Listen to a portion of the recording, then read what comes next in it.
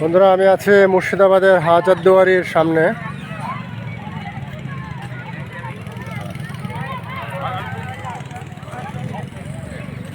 মুর্শিদাবাদের অন্যতম প্রাচীন একটি ঐতিহ্য এই হাজারদুয়ারি ভবনটি। নবাব সিরাজউদ্দৌলার মৃত্যুর পরবর্তী নবাবদের শাসন ব্যবস্থা চালানোর জন্য ভবনটি ব্যবহৃত হতো তাদের প্রশাসনিক ভবন হিসেবে।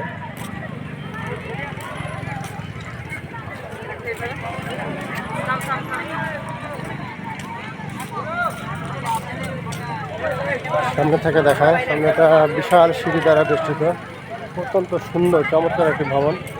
তিনতলা বিশিষ্ট ভবনটি অত্যন্ত দৃষ্টিনন্দন।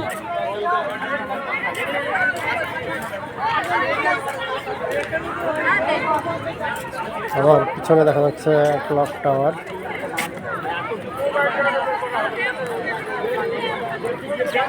এবং আরো পিছনে ইমামবাড়া।